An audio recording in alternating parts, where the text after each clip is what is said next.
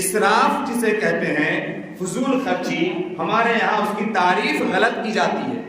ہم یہ کہتے ہیں کہ اچھے کام میں خرچہ کرنا یہ اچھا کام ہے، اور غلط کام میں خرچہ کرنا یہ اسراف ہے اور یہ برا ہے۔ نہیں، اسراف کی یہ تعریف نہیں ہے۔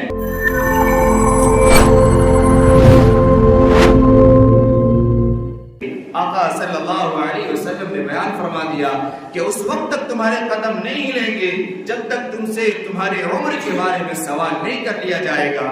دو باتیں اس میں اور بیان فرمائی کہ جب تک تم سے اس بات کا سوال نہ کر لیا جائے کہ تم نے مال کمایا کہاں سے، کس طریقے سے مال کمایا، کس راستے سے مال کمایا، وہ طریقہ جائز تھا یا ناجائز تھا، حلال تھا یا حرام تھا، صحیح تھا یا دھوکہ دھڑی کا تھا، کون راستے سے، اپنا تھا یا کسی کے اوپر ظلم کر کے جبر کر کے قبضہ کیا تھا، کیسے کمایا، پہلے تو اس کا حساب دو، اور جب کما لیے ہو پھر دوسرا سوال ہے اب یہ بتاؤ کہ تم نے اس کو خرچ کہاں کیا ہے۔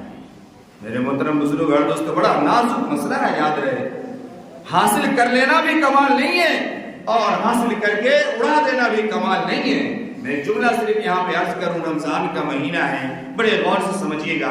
ہمارے یہاں اسراف جسے کہتے ہیں، فضول خرچی، ہمارے یہاں اس کی تعریف غلط کی جاتی ہے۔ ہم یہ کہتے ہیں کہ اچھے کام میں خرچہ کرنا یہ اچھا کام ہے، اور غلط کام میں خرچہ کرنا یہ اسراف ہے اور یہ برا ہے۔ نہیں، اسراف کی یہ تعریف نہیں ہے۔ اچھے کاموں میں، ضرورت کے کاموں میں، صحیح کاموں میں حد سے زیادہ خرچہ کرنا یہ اسراف ہے، اور غلط جگہ میں خرچ کرنا یہ تو ابذار ہے اور تبذیر ہے۔ ان المبذرین کانوا اخوان الشیاطین، غلط جگہ میں خرچ کرنا یہ تو گناہ ہے ہی، یہ ابذار اور تبذیر ہے، یہ اسراف نہیں ہے۔ صحیح جگہ میں حد سے زیادہ خرچہ کرنا، اتنا خرچ کرنا کہ وہ چیزیں ریا میں آ جائے، وہ چیزیں تکبر میں آ جائے، وہ چیزیں دوسروں کو کمزور دکھانے میں آ جائے، اتنا خرچہ کرنا کہ جس کی وجہ سے پڑوسی کا حق ادا نہ ہو سکے، ماں باپ کے حقوق ادا نہ ہو سکے، رشتہ داروں کا خیال نہ کر سکے، جو ہیں وہ ہم ہی ہیں۔ ہمارے تن پہ اگر لباس ہو تو 3000 والا ہو، اور غریب 300 روپے کی چیزوں کے لیے بھی ترس جائے اور تڑپ جائے، اس کا نام اسراف ہے۔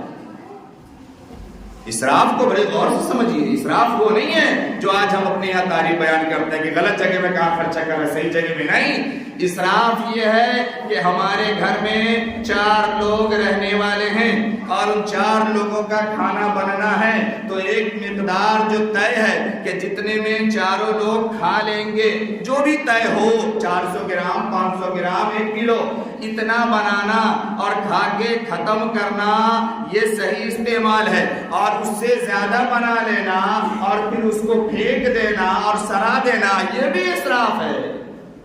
اس سے زیادہ اور کیا آسان لفظوں میں سمجھاؤں، یہ اسراف ہے۔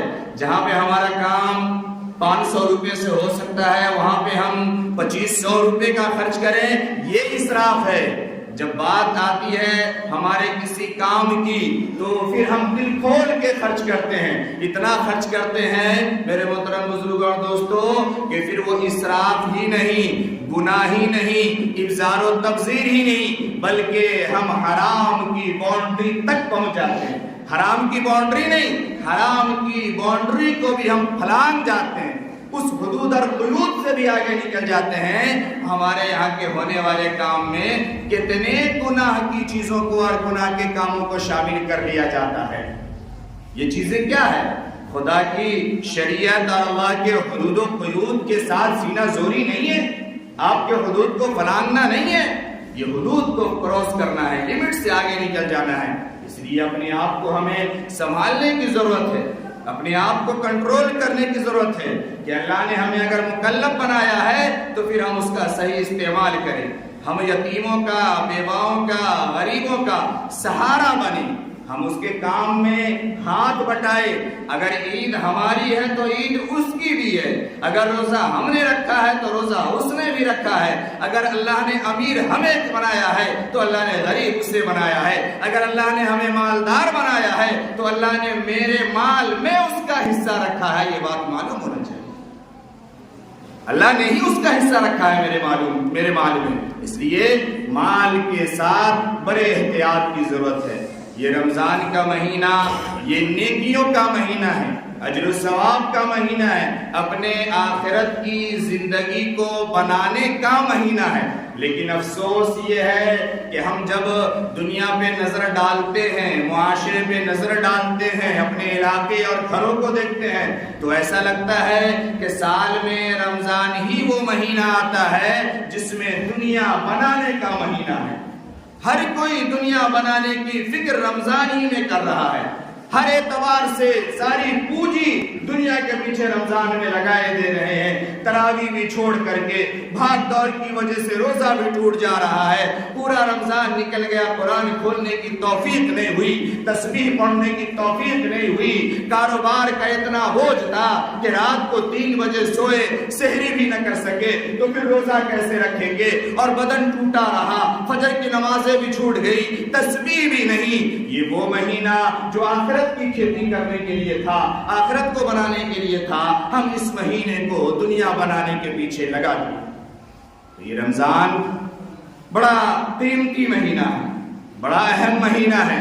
اس مہینے کے یہ جو اب چند روز بچے ہیں، مغفرت والا عشرہ بھی جا رہا ہے، ایک روز میں یہ بھی نکل جائے گا، اب جہنم سے بچنے والا عشرہ آ رہا ہے۔ آقا صلی اللہ علیہ وسلم نے فرمایا روزانہ احادیث میں روایت موجود ہے کہ 60,000 لوگوں کو جہنم سے چھوڑا جاتا ہے۔ کیا ہم نے کوششیں کی کہ ان 60,000 لوگوں میں میرا نام آیا یا نہیں؟ اگر ہم اس خامہ خیالی میں ہیں کہ اگر 60,000 روزانہ چھوڑ رہے جہنم سے چھوڑے جا رہے ہیں تو میرا تو نام آ ہی جائے گا، میں